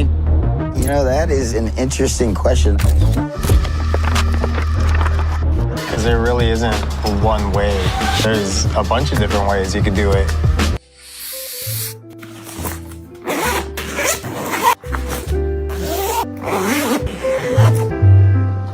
But love is passion. Someone you can't live without. What do you want? You know, what's that really good non-alcoholic beer I keep hearing about? Do you have that really great non-alcoholic beer that I keep seeing? You mean athletic? You're looking at it. It's athletic. Ask for it. He's live. He's nationwide. This is the Zach Gelb Show.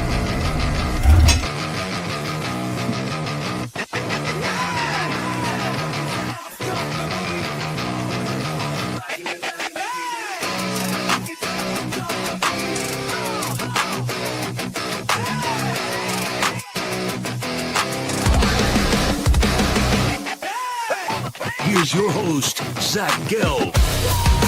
Alrighty, welcome back in. We are back from San Francisco. Last night, we all saw the Super Bowl. The Seattle Seahawks beat the living snot out of the New England Patriots. And now joining us is a man that won a Super Bowl championship, a Lombardi Trophy with the Seattle Seahawks. Now does a great job, Sirius XM, NFL Radio. Robert Turbin here with us. Turbo, how you been, my man?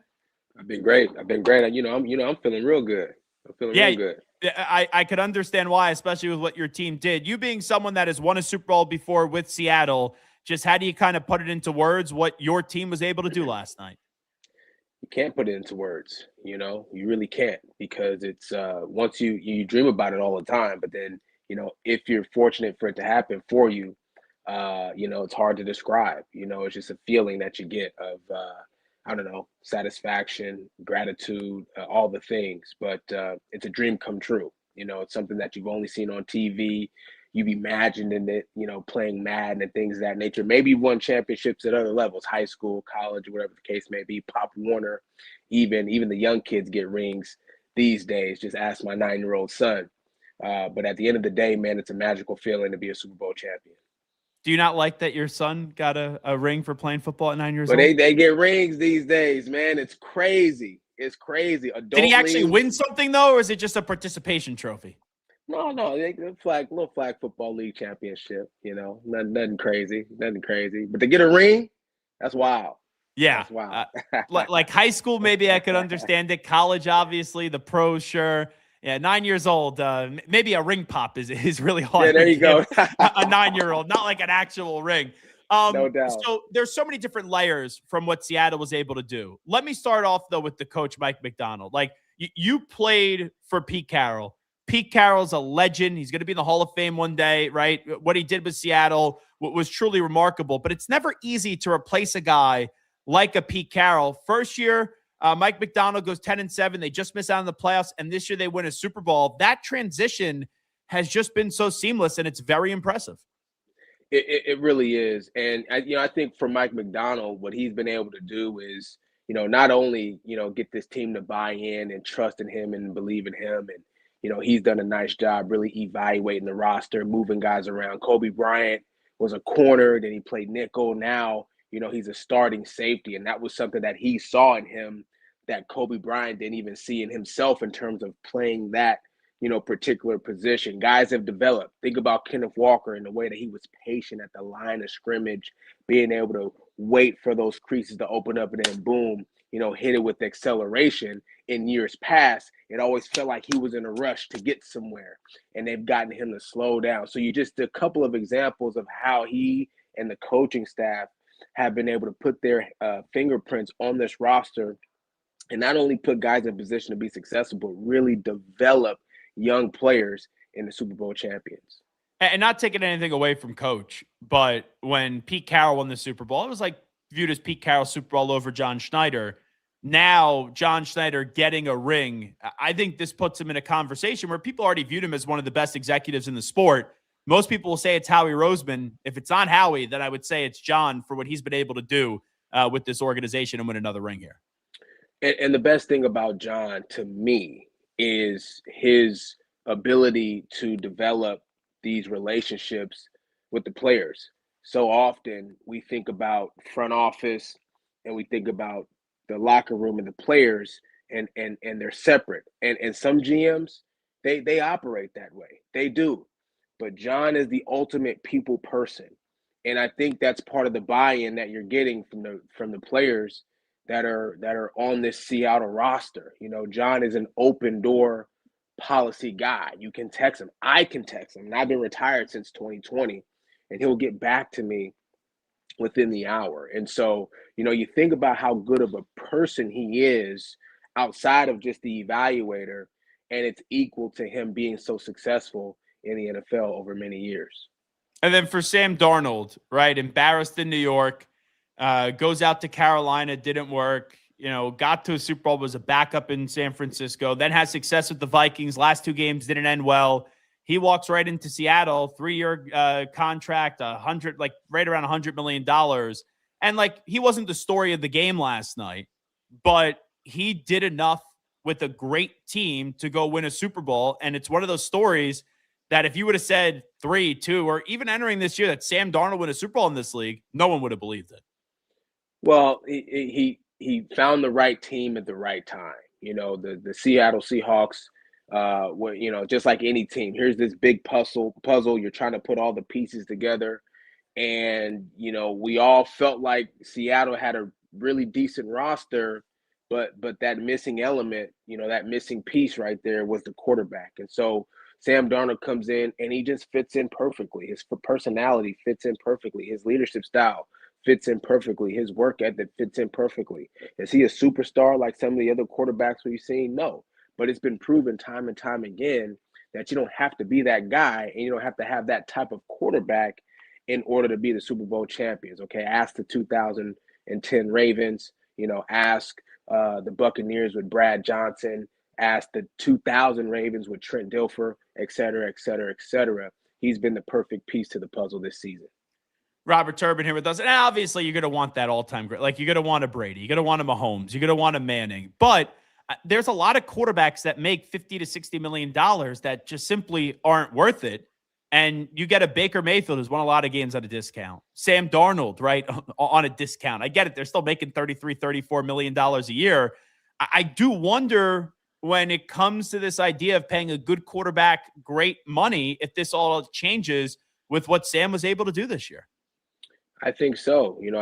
I think anytime a team has success, other teams are going to look at it and say, okay, what did they do that we're not doing? What did they do differently? Not only from a personnel standpoint, but they'll look at it from a business side of it too, contractually. Who are the guys that they're playing? Who are their highest paid, players? And is that something that we should transition to in terms of trying to figure out how to win football games? Ask the Cardinals, who gave a bunch of money to Kyler Murray. Ask the Miami Dolphins, who gave a bunch of money to Tua Tagovailoa.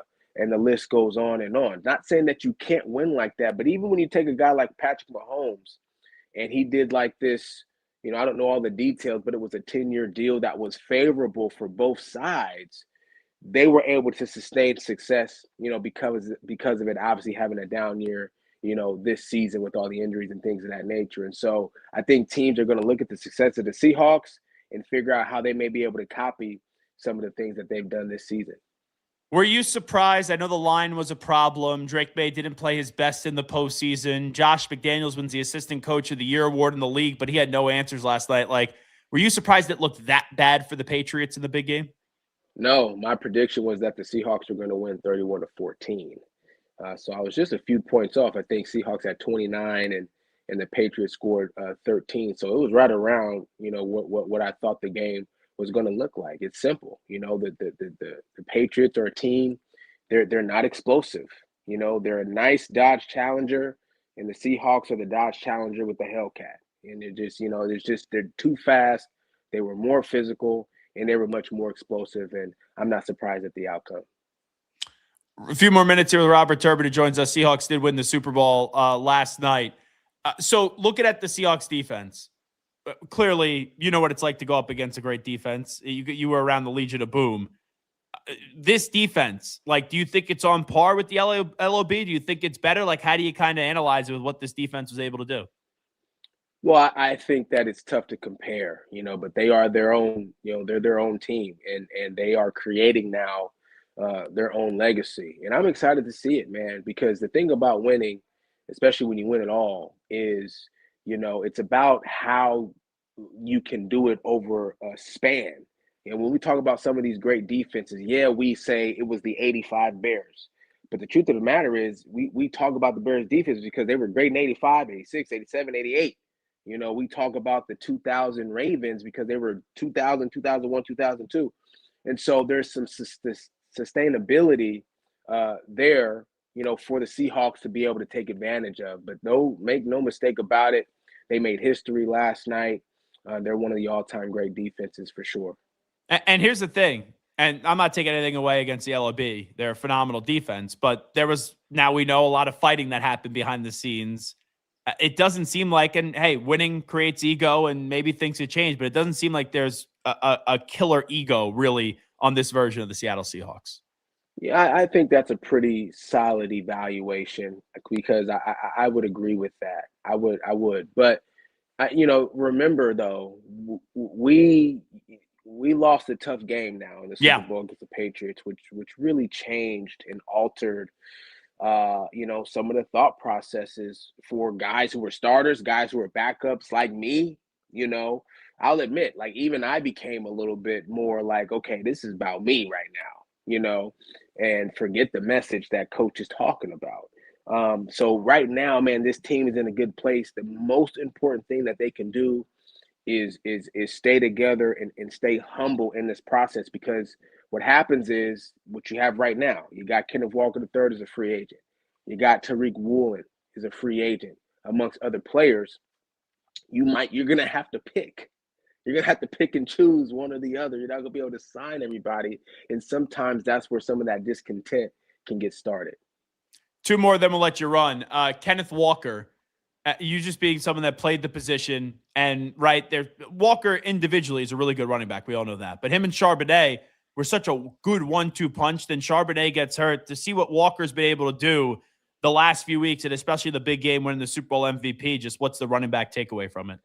Yeah, I'm not surprised. Before Zach Charbonnet got to the Seahawks, he was touching the ball. Kenneth Walker was touching the ball 20-plus times a game. He's no stranger to having big games, against really good teams. He's no stranger to having to carry the load as the primary running back in the backfield. I shared a story about Sherman Smith, who was my running backs coach in Seattle when I was there. He played 9 seasons as a running back, all with Seattle himself. And, he used to talk about Eddie George because he coached Eddie George all of his career down in Tennessee. And I actually think they started in Houston when they were the Oilers. And then, of course, coaching Marshawn Lynch. That's 2 Hall of Fame running backs right there. And he said the thing that was special about Marshawn is that you genuinely and organically feel that on any given down, when you give him the ball, he might break it and go to the house. And in Kenneth Walker III's own way, I feel he's that same kind of back. They're different styles, But because his running style is so unpredictable, he might go sideline to sideline before he goes vertical. You just never know what he's gonna do. And so as a defender, it's kind of hard to get a beat on him. And so I'm not shocked at him performing at a high level and really winning Super Bowl MVP last night. I also think people just find this interesting. So when you win or lose the Super Bowl, there's always an after party. And clearly, if you win, it's like this elation. And if you lose, it's like, all right, do you even go? You got to eat, you got to drink something. Your family's there. Just both of those Super Bowls. What do you remember about both of the after parties? Well, the win was crazy. I'm gonna tell you that right now. We in New York City. I mean, it's just live everywhere you turn. AZ was always one of my favorite spots to go to. And I had a lot of folks that I knew there, but it's you're partying in like a somber, it's just a different feeling. You know what I mean? It's like partying after getting married and then partying after like a breakup or something. Yeah, like that. get a divorce. Right? Well, sometimes people party when they get a divorce. well, that's a good point. And then just the last thing, just to put a bow on this, like this is a fan take. I don't know if it's a player take, so that's why I ask it. Because they beat the Patriots last night, for like you being a part of that, does it feel like vindication at all? No, not really. That's maybe, what I thought. Yeah, maybe a little bit, but it's different because as a player, it's moments. It's about the moments, and I'm still part of the organization. I'm still doing broadcast, and I still have great relationships amongst the front office and players on the team. But that's their game. This is their game. But for fans and for athletic trainers and for equipment managers and folks in the ticketing office and et cetera, your attachment that it stays the same the entire time. And so you're always a part of it. You get to be a Seahawk for 50 years. And so do I, but not as a player. And that player is like I don't know if you want to call it a subdivision or whatever, but it's just a different, piece in terms of, your connection with the franchise. And so had I been on the field, that would have felt like vindication. But the fact that I was watching as a spectator, it does not. Do you want to coach? No. Okay. I don't know why, but I was talking to you. I feel like I know you're having success with the broadcasting, but I could actually see you coaching.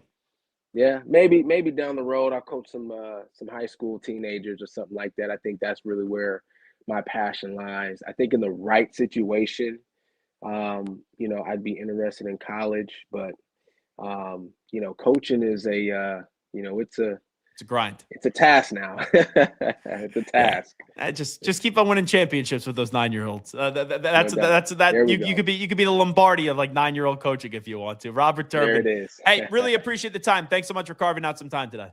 No problem. Thanks for having me.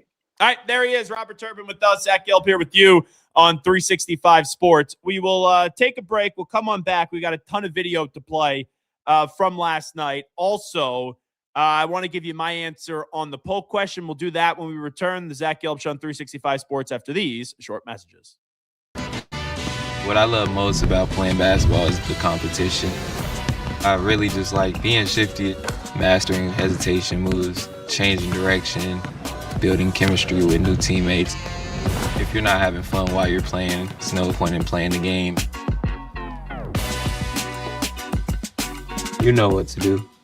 Escape Basics. Pair of Thieves quick dry underwear. It wicks away sweat and helps keep you dry. You looking forward to fishing season? Overwhelmed by your inbox? Clean Email is here to help.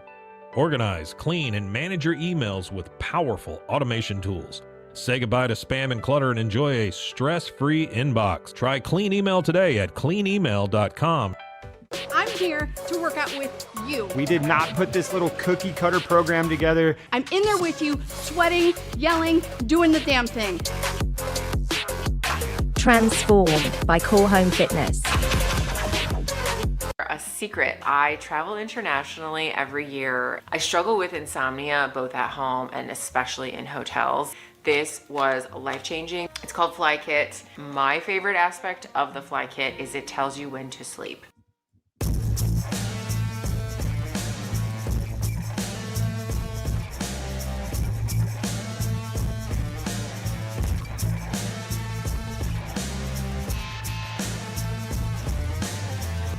Dude, check out this robe. This is the dude robe. It's perfect for after the shower, gym, or even the beach. This thing is awesome. It also has this super premium towel lining to dry you off right away. Dude, what are you waiting for? Get yourself a dude robe today. At Dreamy, we believe that life can be upgraded in comfort, convenience, and joy.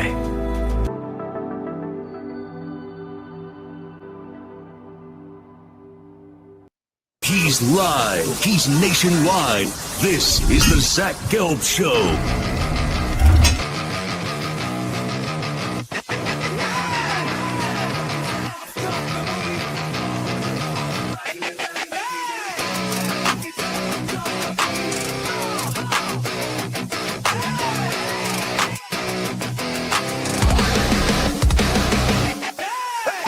Here's your host, Zach Gelb. Alrighty, welcome back in. Zach Gelb Show here with you on 365 Sports. Today we got a poll question for you on my Twitter page at Zach Gelb. That's ZACHGELB. Which team had the most regret last night while watching the Super Bowl? Rams, Vikings, Bills, or Broncos? The Broncos were in fourth place at 17%. Rams and Vikings then tied with 25%, and the Bills taking home the award that you don't want to win with 33%. Here is how I would rank it. Which team had the most regret last night while watching the Super Bowl? I'm still going to say the Bills were one. And I agree with the listening audience that it's the Bills that are one. And here's why. No Mahomes, no Lamar, no Burrow in the playoffs. You enter the division round weekend with Bo Nix, Drake May, and CJ Stroud. And you couldn't even get to a conference championship game. And if you got to a Super Bowl last night, I'm not saying you beat the Seahawks, but could Josh Allen, with how great he is, could he find a way to derail what the Seahawks wanted to do? It's at least possible. So I think the Bills would be one. I would then say it's the Rams are sitting in at number two. Now, the Rams are a little bit tricky. They've already won a Super Bowl with McVay and Stafford. I know not all those players have won a Super Bowl on that roster, just with the natural turnover in the league from year to year. But last year, they lose to the Eagles in the division round. This year, Eagles go on to win the Super Bowl. This year, they lose to the Seahawks in the conference championship round. Seahawks go on to win the Super Bowl. They were right there. In both of those games, right, at the snow at the end, they had a chance to win it. They couldn't do so. Up against the Seahawks, they had a chance, couldn't find a way to do so. That's got to be gut-wrenching. But I look at the Seahawks, playing the Rams. They played them 3 times, and they lost 2 out of 3. So is there regret? Absolutely. But when you play a team 3 times, you lose to them twice, and the rubber match was in the conference championship game, I'd say there's not regret. But you almost have to accept those results, and it's easier to accept those results than maybe Buffalo, where Josh Allen really hasn't been any of the reason why they've lost these playoff games, and he finally gave the football fan a reason to criticize Josh Allen because he was god-awful up against the Broncos. So Bills were 1. Rams were 2. I'm then going to say the Vikings were 3 because it's just the optics of it. You let Sam Darnold walk. Sam Darnold walks into Seattle. And you go with J.J. McCarthy. Now, in the moment, I understood Sam had a really good year in Minnesota. Is he worth the money? You just used a 10th overall draft pick on J.J. Sam didn't play well at the end of the season, the last 2 games. All right, you're going to let him walk. But when you let him walk, and he not only gets to a Super Bowl, he wins it, like, those are moments that you go, oh, my God, what do we do?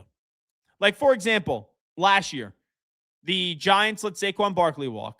If Saquon Barkley walked to the Texans or the Bears, no one gives a rat's ass.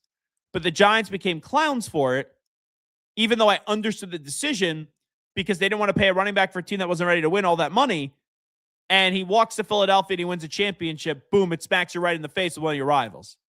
Now, Sam didn't go to a rival, but they're in the same conference, and this guy ends up winning a Super Bowl. Even though Sam did not have a great Super Bowl, he still won it. And what did the Vikings do? JJ struggled to stay on the field this year, and not only that, the Vikings didn't even make the postseason. And then 4, it would be the Broncos. And I understand, sure, you probably are sitting to yourself saying, oh, well, what happens if Bo Nix didn't get hurt? Yeah, maybe you beat the Patriots. It's not a guarantee you beat the Patriots, but maybe you do beat the Patriots. But with that being said, do you really beat Seattle? Or even if the Rams got there, do you really beat the Rams? I don't think so. So which team had the most regret last night while watching the Super Bowl? I'm going to go Bills 1, Rams 2, Vikings 3, and the Denver Broncos sitting in there at 4. Let's get to some clips from last night. I see Theo in the chat says, Zach, your team played well. Maybe the Patriots could land A.J. Brown in the offseason. The Patriots did not play well last night. They were fine defensively.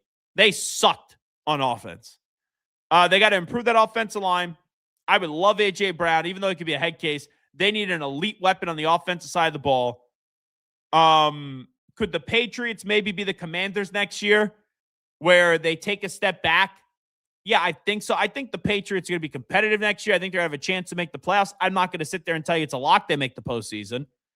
But this is the tricky part here. The Patriots weren't supposed to be here, but the Patriots were there. So I don't give a rat's ass if you're going to sit there and tell me, oh, the schedule was easy. Yeah, like, oh, this player's over it. They got there. They were in the Super Bowl. So even if I didn't expect them to get there before the start of the season, or even before the start of the postseason, they were in the Super Bowl. And when you play that poorly in the big game, I don't want to take the moral victory where it's like, oh, well, we had such a good season. Yeah, they had a good season. Both things would be true. The Patriots had a good season, but they sucked ass in the Super Bowl. And it wasn't like they just lost on heartbreak and they lost by, 3 and the Seahawks just edged it out. They got embarrassed. That Seahawks defense dominated that offensive line, dominated Drake May, and Josh McDaniels had 0, and I mean 0 answers for anything Seattle was doing. So yes, I understand and I appreciate the fact that the Patriots got there, but losing the Super Bowl, here's the breaking news. It sucks. It's not fun. So when you lose the Super Bowl, yeah, I could sit there and go, oh, well, they're ahead of the process. Yeah, they could get back. There's no guarantees they're getting back. There's no guarantees whatsoever. Look at what happened this year. Who would have predicted that the Chiefs would have made the playoffs? Who would have predicted that the Lions wouldn't have made the playoffs? Who would have predicted that the Ravens wouldn't make the playoffs? The Bengals wouldn't make the playoffs. Like, look how much change there was. The Commanders didn't make the playoffs. Look how much change there was from last year to this year. So yes, the Patriots had a successful season, but I don't know if this core is going to get back to a Super Bowl. I don't know if they'll ever have a chance to go win a Super Bowl again. Yeah, I'm confident in Drake May. I know he didn't play great last night. I'm confident in Mike Vrabel. I know he didn't coach his best game last night. I think they have a good foundation. But just because you have a good foundation, you have one good season, it does not mean that you're going to go on the next 5 or 6 year run where the Patriots are a force. And that's why, yes, I understand I'm spoiled with 6 championships. I get that. Yes, this one did feel different going into it because they weren't expected to win. But whether you're expected to win or not, when you get there and you lose, it stinks. So I don't want to hear today, oh, the Patriots had this wonderful season. I get they had a very good season. But you don't know if you're ever going to be back. And with the way that their defense played in the first half, if the offense just had a pulse, if the offense could just be average, maybe they win the Super Bowl. Maybe they do. And that's what stings today. Like 9-0 coming at halftime with how bad they played. The offense did nothing. Then they finally start getting something going. It's 19-7. They're driving, and Drake throws the interception. If they score a touchdown there and make it 19-14, and you put the pressure on Seattle, maybe they're victorious today, but they're not. So don't give me this crap. Oh, the Patriots played great. They had a great season. Blah blah blah. They sucked in the Super Bowl. They were not good in the Super Bowl. Someone asked me, Jesus, are you worried with Will Campbell? He's got to grow into his body. He got a lot of baby fat. It looks like. I will pause to say that Will Campbell's not going to be great or bare minimum very good because he's coming off an MCL injury. So I think that played a factor. I'm not going to sit here and say they need to move him to guard right now. I will not do that. Could it be a move down the road that they make? It is plausible. But he got cooked in the Super Bowl. He got cooked the last few weeks. And he was not planting. Merriman said this. He was not planting properly. I think he could turn around, though. Maybe it's at guard, but I think he'd be at tackle. But if they tell me this year that they want to go move in the guard in this offseason, they bring in a left tackle, I won't sit there and I won't fight about it. You know, and people today saying, oh, Drake May can't be great. Yeah, Drake May stunk in the playoffs. There's no doubt about it. I'm not going to use his shoulder as the excuse. But it's not brain science. You don't need a degree, a PhD in football to understand this. You don't block, a quarterback's not going to be able to do much. And clearly Drake was impacted by that. Because there were moments in the game where Drake May did hold on to the football too long. And I think because of how he turned over the football earlier in the postseason, he was overcompensating. All righty, Zach Gelb here with you on 365 Sports.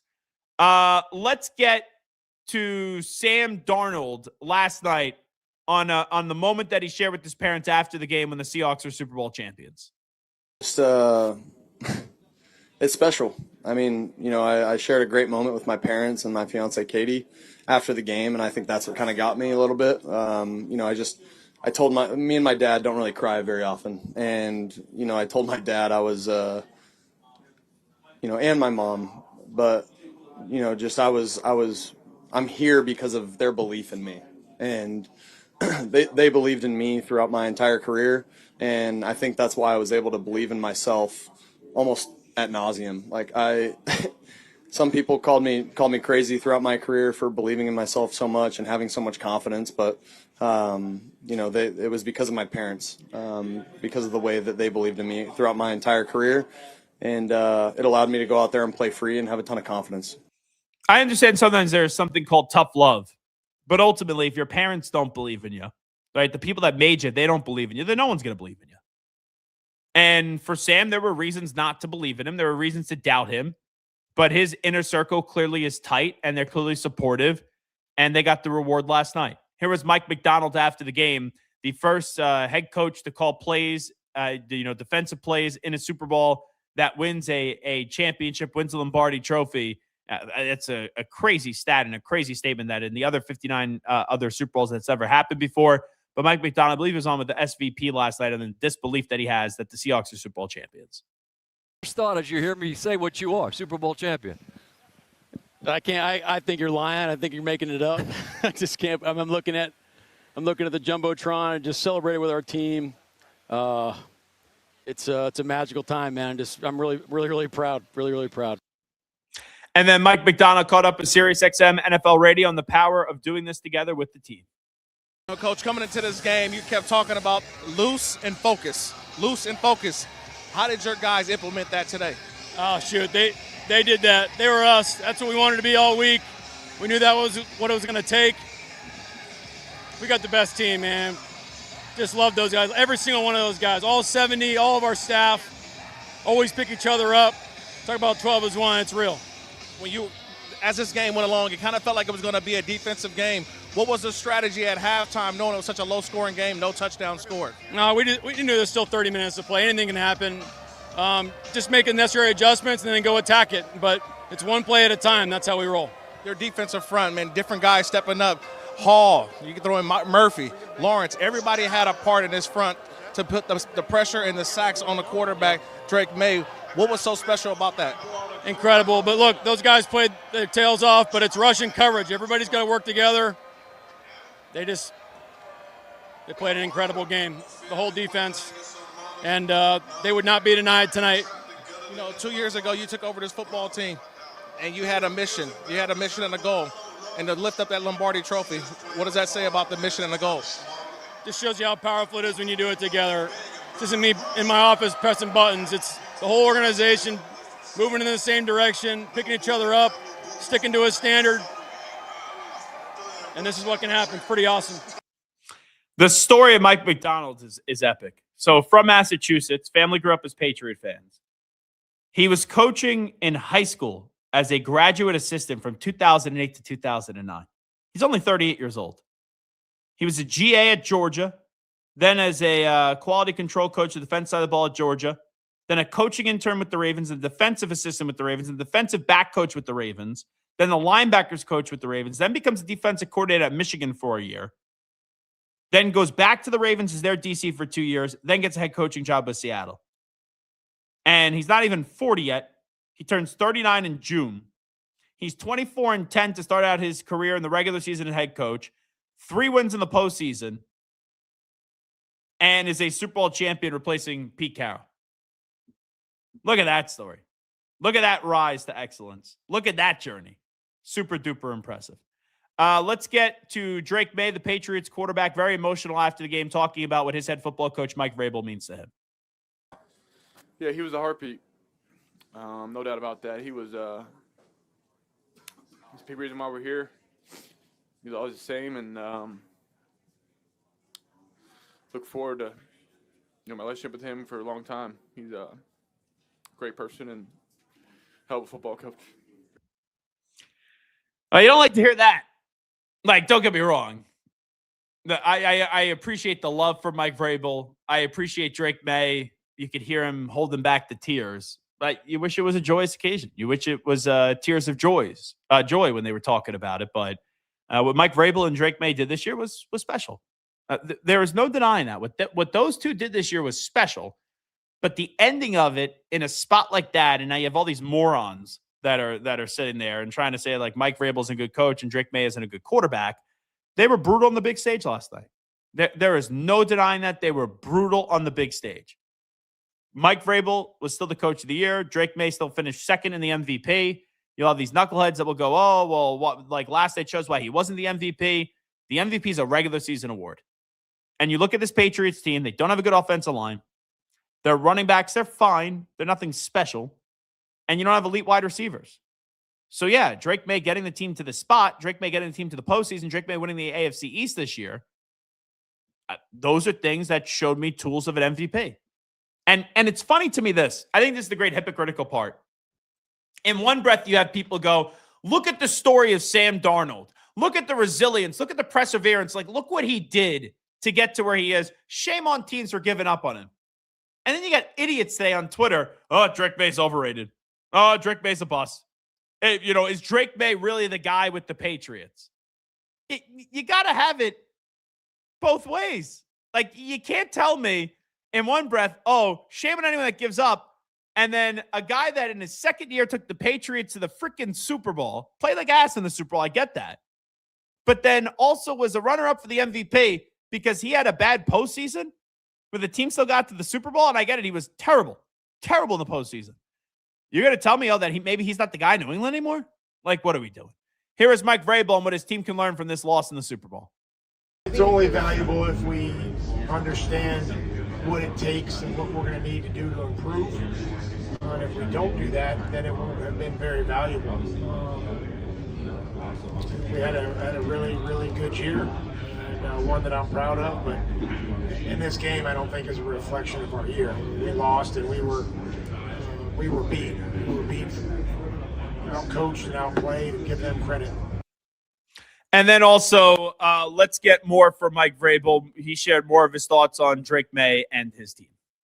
A lot of time together, and I'm sure he's over there talking about all the things that he has to do to improve and what he could have done better. And those are the types of guys that we have. I care deeply about them, and I'm confident that they'll be back and they'll do everything that they can to help this team and improve. And I mean, we won a lot of football games with the guys that we have, and Drake's a big reason why we're here. So I can't wait to get back and coach him again. I'm sure they're going to want a break from me, but the show goes on. We got to get back to work. So there you go. That's how we recap the Super Bowl. Congratulations to Seattle Seahawks. A phenomenal defensive performance. Just totally dominated the Patriots, their line, their quarterback, their offensive coordinator. That was just an ass-kicking and really led by the defensive performance of the Seattle Seahawks. And Sam Darnold was good enough. Kenneth Walker gave you an MVP-worthy performance. JSN did not even play great in that game. So that even highlights not only the brilliance of Christian Gonzalez, but more so just how well-rounded that team is, where your elite playmaker on the offense side of the ball doesn't have a good Super Bowl, and you're still able to win so lopsided and have it just be so one way of what was just a big-time beatdown in the Super Bowl with the Seattle Seahawks taking it to the New England Patriots. By the way, I just want to thank all of our team for all their great work on Radio Row, from Brandon to Andrew to Garrett, Smokey, Paul. I know we were changing the way that we did things in previous years, or what the network used to do. Obviously, I'm newer to it, and I thought everyone was kind of flexible, and we put out some really damn good content that actually, made some headlines. Justin Gaethje on this show made headlines. Trey McBride made headlines. Keenan Allen made headlines. So I thought it was a very productive week being out at the Super Bowl. Now we get back to normal here, where we do our 5 live shows a week. Myself, Monday through Friday from 2 to 4 p.m. Eastern time. And then following me, you will get the three amigos back together with David Smoke, Craig Smoke, and then also Paul Catalina. And a big thanks to Corey Dickman and John Valade for making sure that we got out to the Super Bowl to do what we do best. Big thanks to each and everybody for tuning on in today. At Zach Gelb, Twitter and Instagram. You could always follow me, ZACHGELB. You could also get me on TikTok at The Zach Gelb Show. And make sure you subscribe here if you're listening in podcast form, or if you're here right now on the YouTube page watching live. Subscribe. YouTube.com/@365SportsYT. We need you to subscribe. Thank you for listening. We'll talk to you tomorrow right at 2 p.m. Eastern time on 365 Sports. I thank my producer, Garrett Ross, each and every one of you. We'll talk mañana, everybody. We out. Bye-bye. Peace.